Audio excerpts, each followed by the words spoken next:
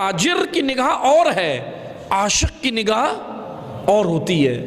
آپ توجہ کریں، مثلا اب ہم اس شعبے کو، اب یہ شعبہ کاروبار تک تو ٹھیک ہے، تاجرانہ نگاہ، لیکن اس تاجرانہ نگاہ کو جب دین میں لائیں تو پھر یہاں پر ہم نے یہ دیکھنا ہے کہ ہماری عقل ابھی پہنچی کہاں تک ہے۔ مثلا میں آپ کو مثال دیتا ہوں، خداوند آپ بچوں کو کہتے ہیں نا، چھوٹے بچوں کو کہتے ہیں کہ مثلا آپ نے اگر کسی بچے کو پڑھانا ہے، بچہ پڑھ نہیں رہا، اسکول نہیں جا رہا یا تعلیم پہ توجہ نہیں ہے، تو والدین اس کے لیے ایک ٹارگٹ رکھتے ہیں، اس کے لیے ایک ٹارگٹ رکھتے ہیں کہ بیٹا آپ مثلا 90% مارکس لے کر آؤ، 80% لاؤ، رینک لے کر آؤ، رکھتے ہیں نا ٹارگٹ، والدین رکھتے ہیں کہ آپ یہ اتنے % مارکس لے کر آؤ، اتنے % نمبر لاؤ تو ہم آپ کو فلاں چیز دیں گے۔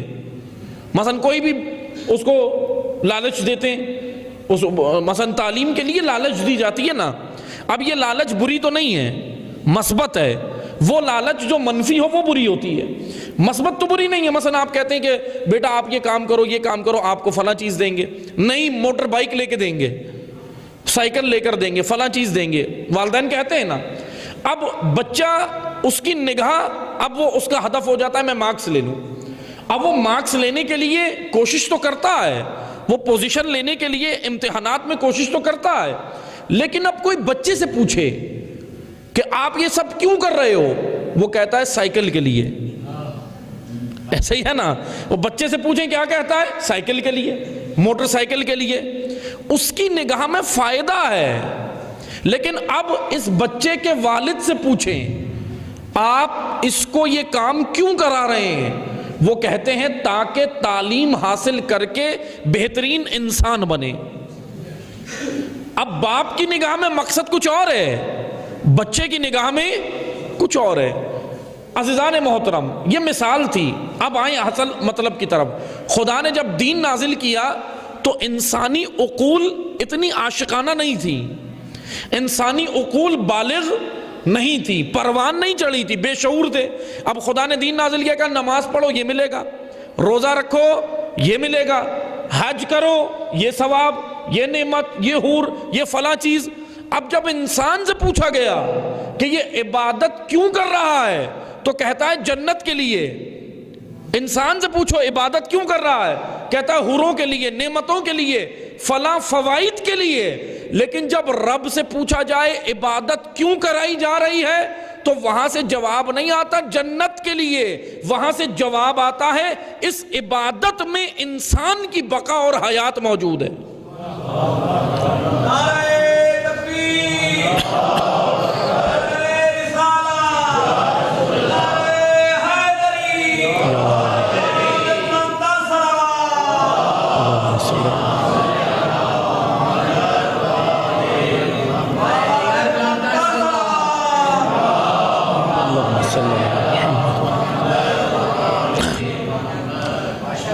رب کریم نے جو دین نازل کیا ہے وہاں پر مقصد انسان کو بتایا ہے۔ اسی لیے یہ عقل جب تاجرانہ ہو تو کبھی جہنم کے خوف سے عبادت کرتی ہے اور کبھی جنت کی لالچ میں کرتی ہے، لیکن جب یہ عقل عاشقانہ ہو جائے تو پھر یہ کہتی ہوئی نظر آتی ہے کہ پروردگارا اگر تو دوزخ جنت نہ بھی بناتا، علی تجھے پھر بھی سجدہ کرتا کیونکہ سجدے کے لائق ہی تو ہے۔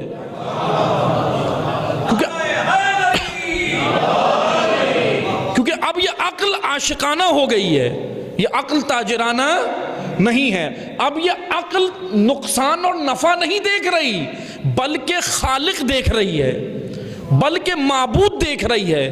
اس وجہ سے یہ عقل کیا کہتی ہے، پروان چڑھ گئی ہے، عاشقانہ ہو گئی ہے۔ عزیزان محترم، ائمہ کی عبادات اس وجہ سے اتنی اعلیٰ ہیں کہ ان کی عقول عاشقانہ تھی، لیکن اب انسانوں کے لیے یہ درجہ رکھا گیا ہے، عام آدمی کے لیے بھی درجہ رکھا گیا ہے کہ علم و عرفان کی اس منزل پہ آ سکتا ہے، لیکن نہ کہ ائمہ کے برابر، معصوم کے برابر تو کوئی نہیں ہو سکتا، لیکن اپنے درجے کے مطابق یہ معرفت کا سفر کر سکتا ہے۔ اسی لیے عزیزان محترم، جب فوائد ذہن میں ہوں تو عبادت کا عالم کچھ اور ہوتا ہے، لیکن جب مقصد اور معبود ہو تو پھر وہ عبادت، پھر اس عبادت کی لاجک اور فلسفہ ذہن میں ہوتا ہے۔ حضرت سیدہ کیا کہہ رہی ہیں مسجد میں آ کر؟